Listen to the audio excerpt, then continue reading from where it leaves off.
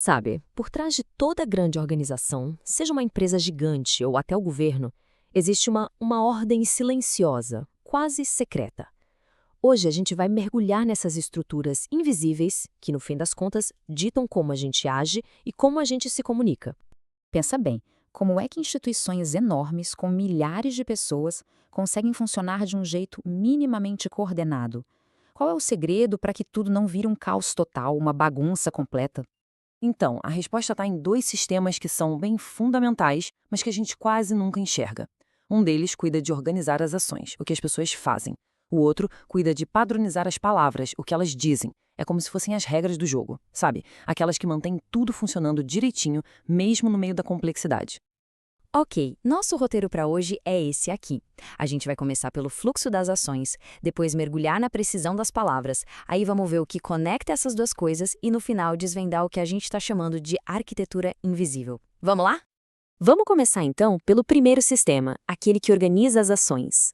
No mundo das empresas e também no setor público, isso tem um nome bem conhecido: gerenciamento de processos de negócio, ou para facilitar, só BPM.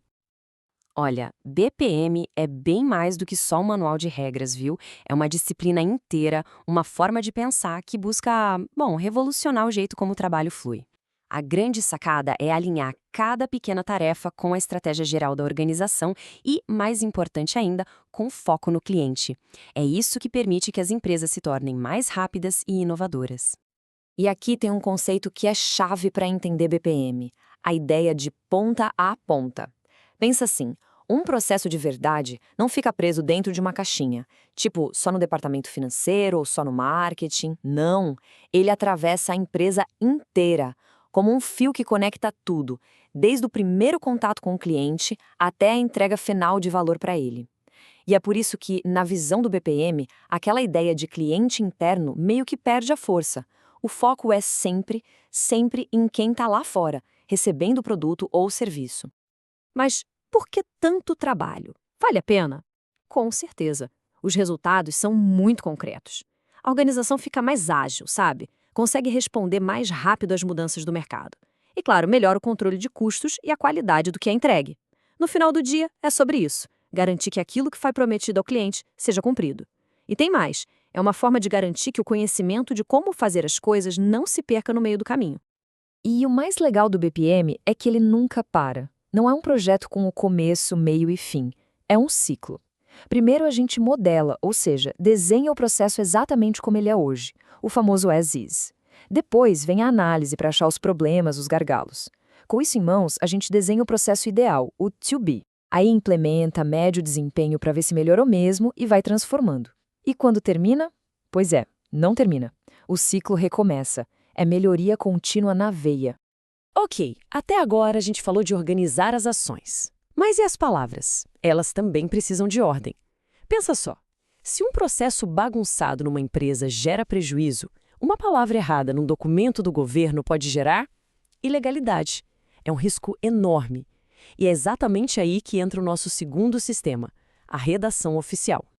A lógica aqui é muito parecida com a do BPM, só que aplicada à comunicação. A redação oficial existe por um motivo muito sério: garantir que a comunicação do governo seja clara, seja consistente e, o mais crucial de tudo, que tenha validade perante a lei. É, na prática, um sistema para padronizar a linguagem e não deixar margem para dúvida, para ambiguidade. E olha só que exemplo perfeito para ilustrar o espírito da coisa. Essa frase vem direto do Manual de Redação da Presidência. O simples emprego da forma infinitiva já confere a almejada impessoalidade. Parece um detalhe bobo, né? Mas é um mecanismo poderosíssimo. Ao usar o verbo no infinitivo, você tira o eu da jogada. Você remove a pessoa que está escrevendo e deixa só o ato, a norma. É tudo sobre objetividade e formalidade. Mas por que tanta rigidez, tanta regra? A resposta está num pilar do direito administrativo, o princípio da legalidade. Para a gente, na vida privada, a regra é tudo que não é proibido é permitido, certo? Pois bem, para um agente público, a lógica é invertida. Ele não pode fazer o que a lei não proíbe. Ele só pode fazer o que a lei diz que ele pode fazer. É uma diferença brutal. E por isso a comunicação oficial precisa ser um espelho exato da lei. E essa necessidade de ordem fica super clara quando a gente olha a estrutura de um documento oficial, de uma lei, por exemplo. Veja essa tabela. É tudo hierárquico, quase como um Lego. Você tem as partes, que são os blocos maiores, dentro delas os livros, depois os títulos, até chegar na unidade básica de tudo, que é o artigo. Nada que é por acaso, é um sistema pensado para que tudo se encaixe perfeitamente e a lei seja compreensível e organizada. Bom, a gente passeou por esses dois universos, né? O dos processos e o das palavras. Agora, chegou a hora de juntar as peças. Eles podem parecer mundos completamente diferentes, mas no fundo, eles compartilham uma busca, uma obsessão em comum. A busca por clareza. E a grande conexão é exatamente essa. Na sua essência, tanto o BPM quanto a redação oficial são sistemas de governança. Pensa bem. Um governa o jeito como o trabalho é feito para atingir metas. O outro governa o jeito como o Estado se comunica para cumprir a lei. No fim das contas, são duas faces da mesma moeda, a necessidade de colocar ordem no caos. E quando a gente coloca os dois lado a lado, as semelhanças saltam aos olhos. O objetivo principal do BPM é eficiência. O da redação oficial é legalidade. O domínio de um é mais corporativo, o do outro é a administração pública. Mas olha o valor compartilhado. Lá no final, é idêntico. Reduzir a ambiguidade e garantir a consistência, seja para entregar um produto do jeito certo ou para publicar uma lei que ninguém possa questionar.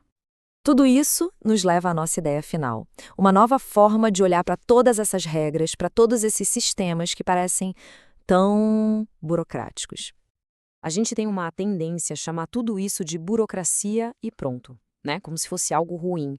Mas talvez seja mais poderoso enxergar esses sistemas como a arquitetura invisível da nossa sociedade. Pensa num prédio. Ele precisa de uma fundação, de vigas, de uma estrutura que ninguém vê, mas que impede que ele desabe. Da mesma forma, as nossas instituições, sejam empresas ou governos, precisam dessas regras e processos para funcionar em escala. É a base que sustenta toda a complexidade do mundo em que a gente vive. E para fechar, fica aqui uma provocação. Além dos processos nas empresas e da linguagem do governo, que outras regras e estruturas invisíveis será que estão aí agora mesmo, moldando nosso mundo sem que a gente nem perceba?